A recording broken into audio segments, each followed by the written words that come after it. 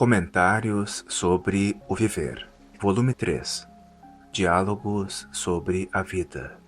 Livro de Jiddu Krishnamurti. Ascetismo e Ser Total. Voávamos a grande altura, mais de 4.000 metros. O avião ia completamente lotado, sem um único lugar vago. Nele viajava gente de todas as partes do mundo. Muito abaixo, o mar, da cor do capim novo da primavera, era de uma beleza delicada, encantadora. A ilha de onde partíramos era de um tom verde escuro, e as estradas escuras e caminhos vermelhos, claramente delineados, coleando por entre os palmeirais e a densa vegetação verde, e os telhados vermelhos das casas ofereciam agradável espetáculo. Agora estávamos além das nuvens, que ocultavam a terra, alargando milha sobre milha tanto quanto a vista pudesse alcançar. O mar se foi tornando gradualmente verde-cinza e, por fim, azul. Acima de nós, o céu, de um azul pálido, imenso, tudo abarcava. De trás soprava um vento leve e voávamos a grande velocidade, mais de 350 milhas a hora. Subitamente, as nuvens se fenderam e lá embaixo, muito longe, mostrou-se a terra árida, vermelha, com pouca vegetação. Seu vermelho lembrava o clarão de uma floresta incendiada. Nenhuma floresta havia, mas a própria terra estava como em chamas, não de fogo, porém em colorido. Era um espetáculo intenso, impressionante. Pouco depois, sobrevoávamos terras férteis, com aldeias e povoados esparsos entre os verdes campos. A terra era aqui dividida segundo a conveniência do homem, e cada seção cultivada tinha seu dono. Semelhava um tapete imenso, multicor, no qual cada cor pertencesse a alguém. Um rio seguia seu sinuoso curso através de toda a região e ao longo de suas margens havia árvores que projetavam as longas sombras da manhã. Ao longe divisavam-se as montanhas, estendendo-se por sobre a região de ponta a ponta. Bela região, onde havia espaço e antiguidade. Acima do barulho das hélices e das conversas dos viajantes, e acima de sua própria tagarelice, a mente estava em movimento. A sua era uma viagem completamente silenciosa, não no tempo e no espaço, porém para dentro de si mesma. Esse movimento interior não era o jornadear externo da mente pela esfera limitada ou extensa, por ela própria criada pelo seu agitado passado.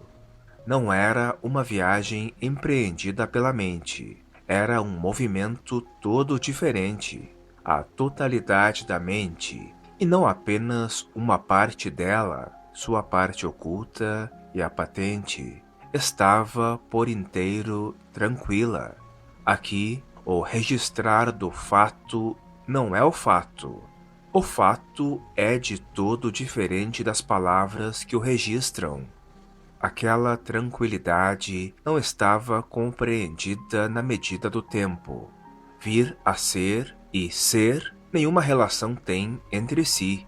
Movem-se em direções completamente diversas. Um não conduz ao outro. Na tranquilidade do ser, o passado, como observador, como experimentador, não existe.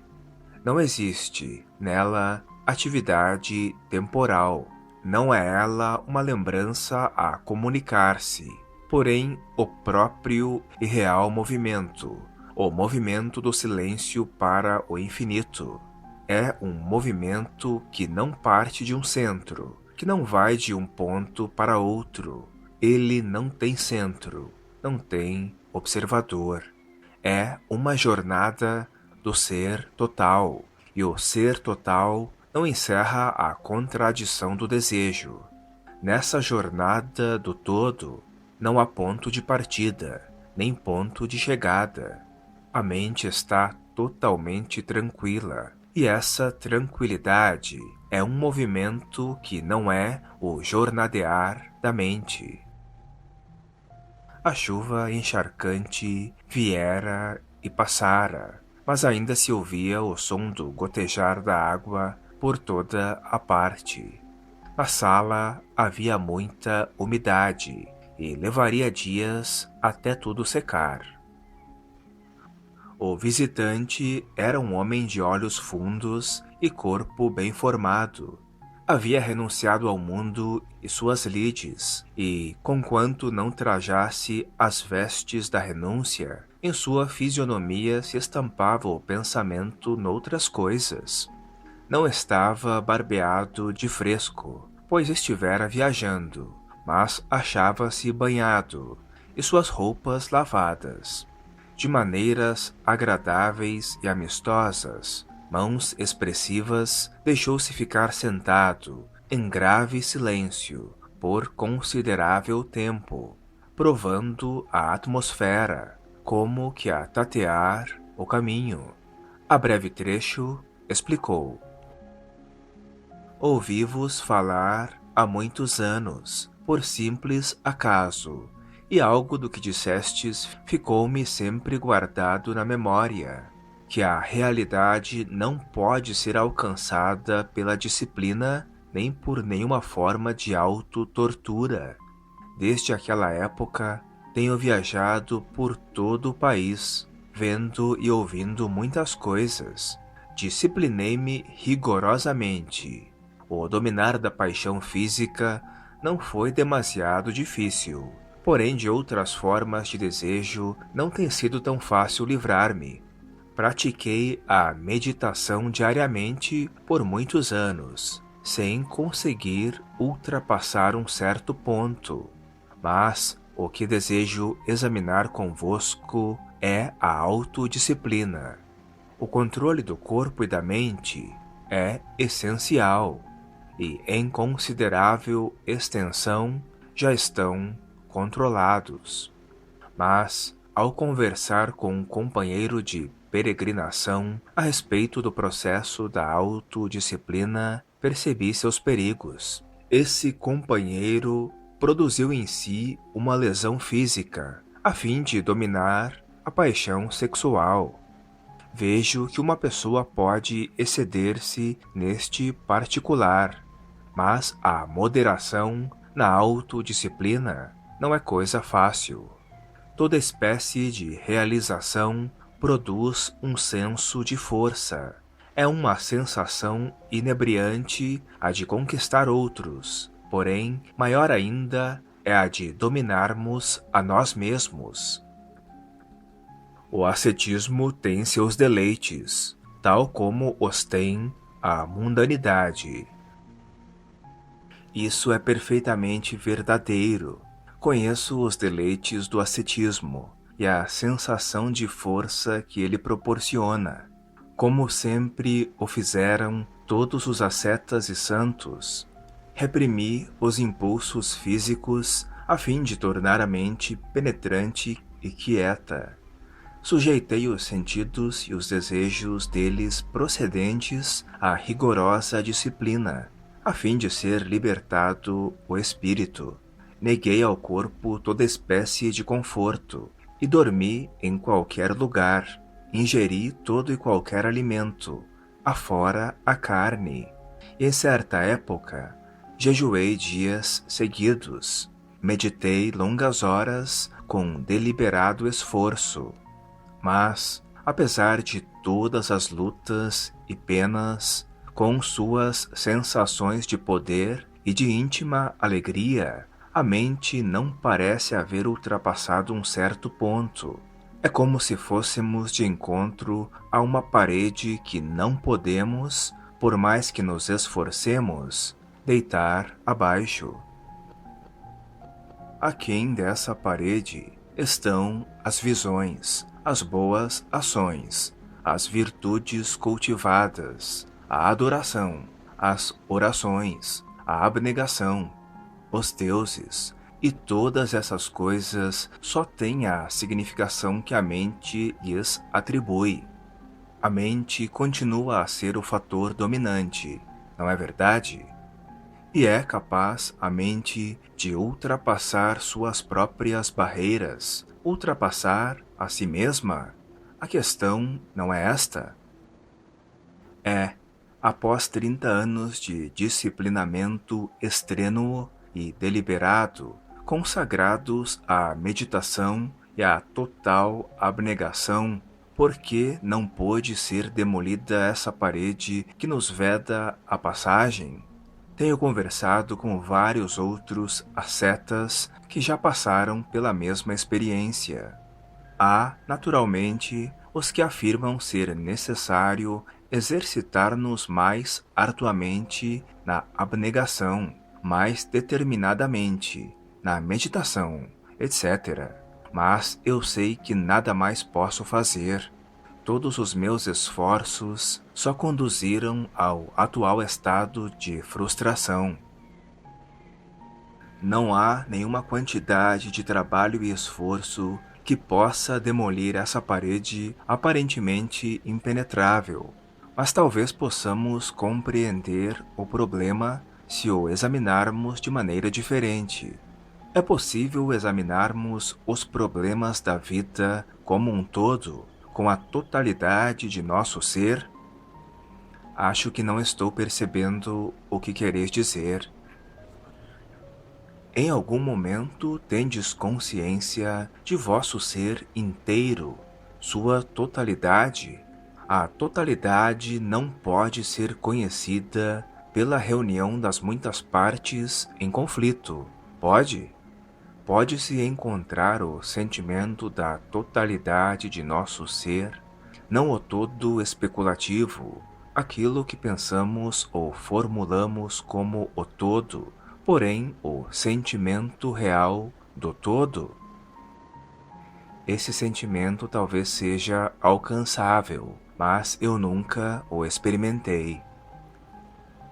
No momento, uma parte da mente está lutando para captar o todo, não é verdade?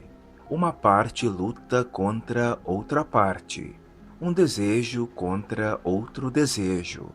A mente oculta está em conflito com a patente, a violência tentando tornar-se não violenta. A frustração é seguida da esperança, do preenchimento e de nova frustração. É só o que conhecemos. Há a incessante busca do preenchimento, cuja própria sombra é a frustração. Por isso jamais conhecemos ou experimentamos a totalidade do ser. O corpo está contra o sentimento, e o sentimento contra o pensamento.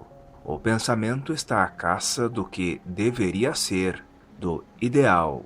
Estamos divididos em fragmentos e esperamos que, juntando esses fragmentos, construiremos o todo. Isso é possível em algum tempo? Mas que mais se pode fazer? Por enquanto, não nos preocupemos com a ação. Talvez cheguemos a essa parte mais adiante.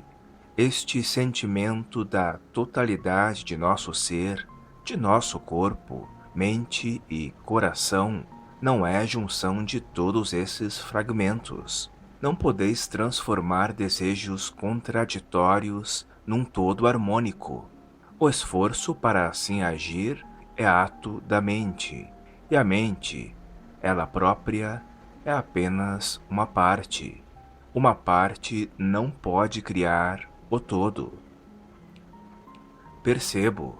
E daí? Nossa investigação não tem o fim de descobrir o que se deve fazer, e sim de descobrir esse sentimento da totalidade de nosso ser, experimentá-lo realmente. Esse sentimento tem sua ação peculiar.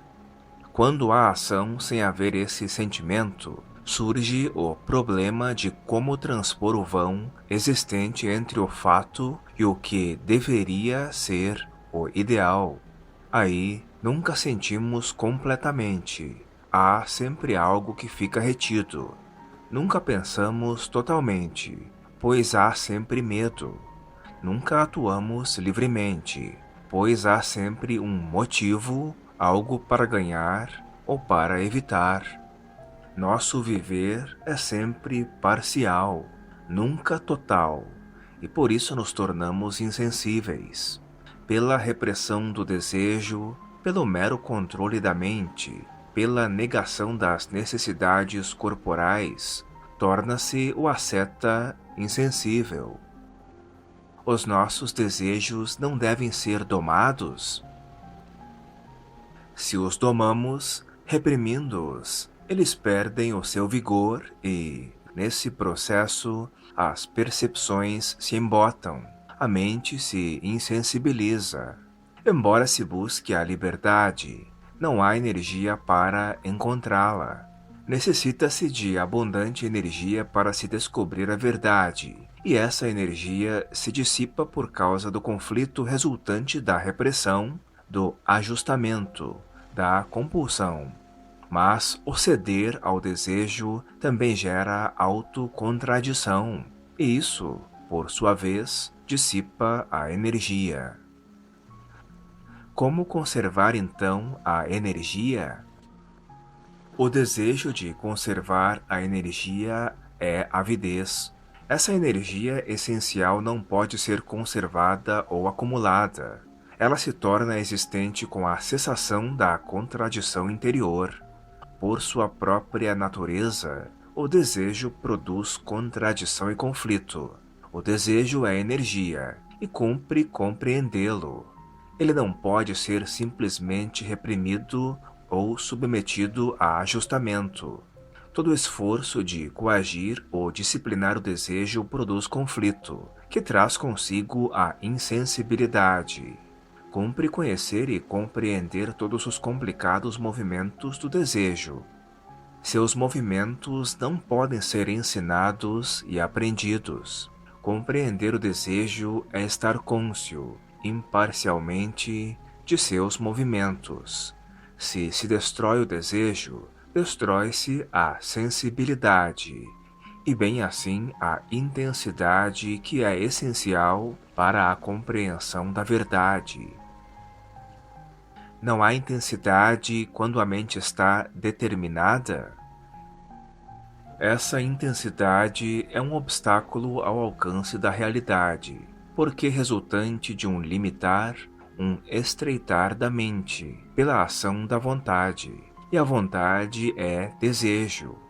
A outra intensidade completamente diferente, a extraordinária intensidade que surge com o ser total. Isto é, quando todo o nosso ser está integrado, não constituído de partes ajuntadas pelo desejo de resultado. Podeis dizer algo mais a respeito desse ser total? É o sentimento de estarmos completos, não divididos, não fragmentados, uma intensidade em que não há tensão, em que não há impulso do desejo com suas contradições. Essa intensidade, esse impulso profundo, não premeditado, só ela quebrará a parede que a mente ergueu em torno de si mesma. Essa parede é o ego, o eu.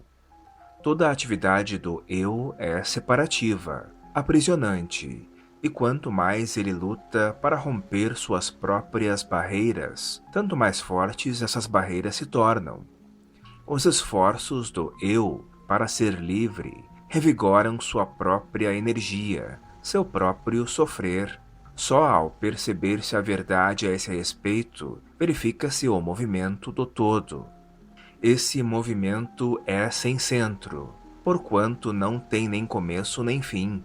É um movimento fora dos limites da mente, a mente que foi construída pelo tempo. A compreensão das atividades das partes da mente que se acham em conflito entre si e constituem o eu, o ego, é meditação. Vejo o que estive fazendo todos estes anos. Sempre houve um movimento partindo do centro, e esse próprio centro é que precisa ser quebrado. Mas como?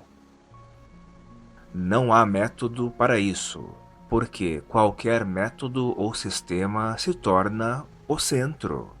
O percebimento da verdade de que esse centro precisa ser quebrado produz a sua quebra.